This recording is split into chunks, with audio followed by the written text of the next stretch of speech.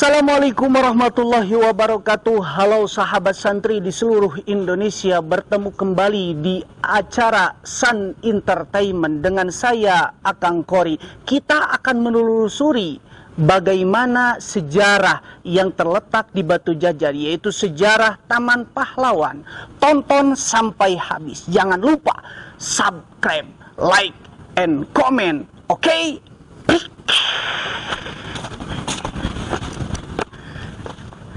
Saya sekarang tidak terutama sekali berbicara sebagai presiden mandataris, tidak sebagai presiden perdana menteri, tidak sebagai presiden panglima tertinggi.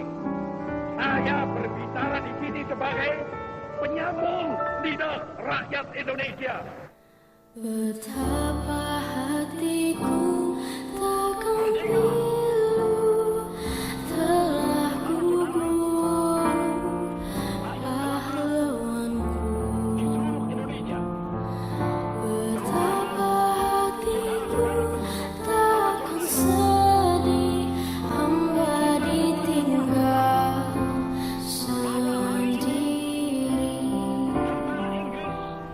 Siapakah kini libur lara non setia dan perwira?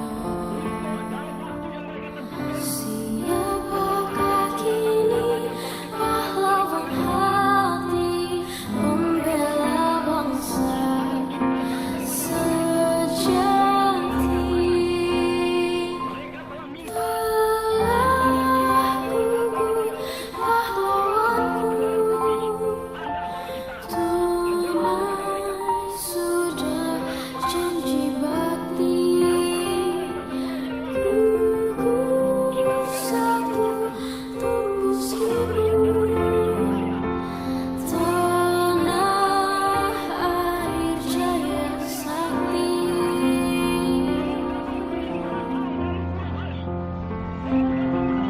Gugur bungaku di taman bakti, di hari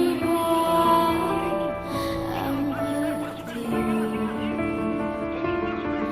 Harum semerbak menambahkan sari tanah air jaya sakti. Telah gugur pahlawanku, tunai sudah janji bakti. Gugur satu, tumbuh seribu. Tanah air jaya sakti. Telah gugur pahlawanku, tunai sudah janji bakti. Gugur satu, tumbuh seribu. Tanah air jaya sakti.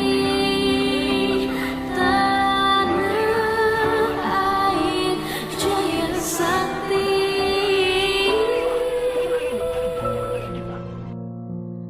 Kisah makam pahlawan tak dikenal di sekitar Pusdiklat Pasus Batu Jajar. Kawasan Batu Jajar di Kabupaten Bandung Barat, Jawa Barat merupakan salah satu daerah militer yang cukup menyeramkan. Dikarenakan di kawasan tersebut terdapat markas grup sekaligus pusat pendidikan dan latihan pasukan khusus atau Pusdiklat Pasus atau Kopassus. Pusdiklat Pasus di kawasan Batu Jajar memang tidak bisa dilepaskan dari perjalanan bangsa ini. Sejarah era penjajahan, bahkan sebagai penghormatan kepada komandan-komandan atau perwira-perwira pertama Kopassus saat itu, Ide John Zanby, mantan Kapten Knil Belanda kelahiran Kanada, yang memiliki nama asli Kapten Rokus Bornardus Piser sanes kardus. Namanya diabadikan menjadi nama gedung di markas Kopassus Batu Jajar. Entah apa yang istimewa dari daerah dan kawasan di Batu Jajar ini. Jika merunut kepada proyek ambisius dari Gubernur Jenderal Hindia Belanda Herman Willem dan Sdels yang menjadikan Gubernur Jenderal Hindia Belanda selama 3 tahun dengan proyek Jalan Anyer Panarukan. Rute jalan tersebut membentang dari barat ke timur. Sementara kawasan Batu Jajar ini adalah jalan yang membentang ke wilayah selatan. Kendati begitu, kawasan Batu Jajar, Cililin hingga ke Ciwidey atau Cipatat Raja Mandala diyakini merupakan salah satu daerah strategis di masa Perang Kemerdekaan. Terbukti banyak catatan sejarah dan peninggalan zaman Belanda yang sangat banyak bisa dilihat hingga kini juga. Salah satunya adalah keberadaan Tugu Makam Pahlawan tak dikenal yang berada di Kampung Warung Fulus, RT 04 RW 14, Desa Batu Jajar Barat, Kecamatan Batu Jajar, Kabupaten Bandung Barat. Makam pahlawan tak dikenal ini merupakan para pahlawan yang gugur dalam perjuangan mempertahankan kemerdekaan, serta daerah yang saat ini dijadikan markas Komando Pasukan Khusus atau Kopassus. Markas itu awalnya menjadi markas Belanda dan dicoba dipertahankan sebagai aset bangsa dan historis bangsa. Lokasi makam saat ini adalah pindahan karena awalnya berada di lahan yang terkena proyek bendungan Waduk Saguling. Tidak ada data pasti berapa data pejuang bangsa ini yang kala itu bertaruh nyawanya, harga dirinya, dan gugur di medan pertempuran di kawasan sekitar Batu Jajar Saguling ini. Awalnya makam para prajurit yang gugur cukup banyak, tapi karena lahannya terkena proyek Waduk Saguling pada tahun 1984, makam ini atau makam yang ada di Batu Jajar ini dipindahkan. Namun makam yang dipindahkan secara simbolis itu hanya belasan yang menempati lahan seluas 400 meter persegi ini.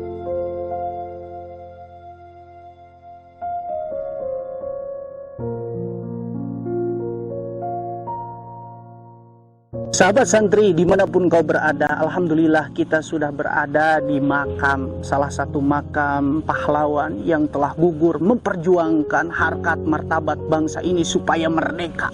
Merdeka, merdeka, merdeka. 17 Agustus tahun 45. Itulah hari kemerdekaan kita. Wah. Berdasarkan catatan sejarah yang dirangkum dari beberapa literasi, jasad pahlawan itu diantaranya merupakan anggota Tentara Republik Indonesia yang ikut berjuang pasca kemerdekaan Negara Kesatuan Republik Indonesia. Pada masa perpindahan kekuasaan, masa itu sejalan dengan peristiwa Bendung Lautan Api atau BLA 24 Maret 1946. Tangsi Batu Jajar yang semula diduduki Resmen 9 yang dipimpin Letnan Kolonel Gandawijaya perintahkan ke daerah Cililin. Sungai Citarum juga dijadikan sebagai garis demarkasi atau instruksi Kolonel H.E. Nasution selaku Panglima Komandomen Siliwangi. Setiap peringatan Hari Pahlawan 10 November, Pemkab Bandung Barat selalu mengadakan tabur bunga di Taman Makam Pahlawan tak dikenal ini. Saat menjabat Bupati Bandung Barat, Abu Bakar selalu memimpin Musfika dan Musfida untuk melaksanakan upacara di makam ini. Pemkab Bandung Barat pun terus berupaya menginventarisasi jejak sejarah siapa-siapa pahlawan yang gugur di kawasan Batu Jajar. Para pahlawan ini pernah berjuang mempertahankan markas tentara yang sekarang menjadi markas Kopassus.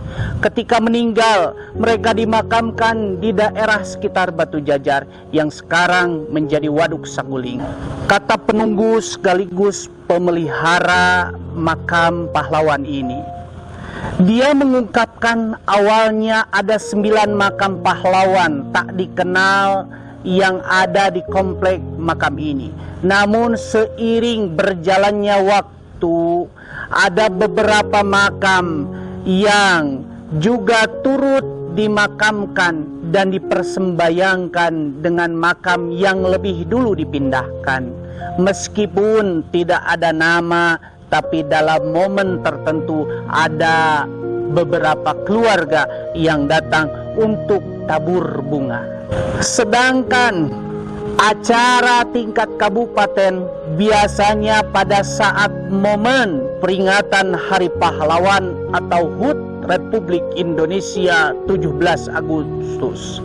Dirinya berharap tugu pahlawan atau tugu makam pahlawan tak dikenal itu bisa terus dijaga dan dirawat karena memiliki nilai sejarah yang memang tidak dimiliki oleh daerah lain. Semoga dengan setiap tahunnya dilaksanakan tabur bunga bersama tokoh masyarakat dan lembaga pemerintahan sebagai bentuk kepedulian terhadap pejuang, dan kita pun terus mengingat jasa-jasa pejuang di Republik tercinta ini. Jangan lupa itu. Karena membangkitkan suatu cinta generasi muda kepada tanah air dengan suatu pengalaman historis bangsa yang dibedah, diteliti sehingga menjadi suatu tauladan untuk mencapai masa depan bangsa dan negara yang lebih maju. Semoga tugu makam pahlawan ini terus lestari dan dijaga oleh generasi yang akan datang. Jangan lupa jaga historis bangsa kalau Anda ingin jadi manusia yang disebut manusia yang bermanfaat bagi kehidupan bangsa dan negara di masa depan. Alhamdulillah, lihat di sini hanya berupa lambang saja, yaitu merah putih, karena pahlawan ini tidak bisa dikenal atau tidak tahu siapa namanya. Tapi inilah pahlawan yang harus kita hormati dan kita harus muliakan dengan mengirim suatu tawasul, suatu hadiah buat mereka. Mudah-mudahan oleh Allah Subhanahu wa Ta'ala ditempatkan. Tentunya beliau itu adalah jihad untuk kemerdekaan Republik Indonesia, sampai menaruhkan nyawanya demi mempertahankan negara kesatuan Republik Indonesia ini dengan suatu historis. Dia mati demi Indonesia tercinta ini. Ini 13 yang berada di Taman Pahlawan Batu Jajar atau Taman Makam Pahlawan yang terletak di Batu Jajar 13. Mari kita berikan sebuah doa bersama-sama. Oleh Allah, mudah-mudahan para pahlawan ini ditempatkan sedemikian nikmatnya di akhirat nanti. Amin amin ya rabbal alamin.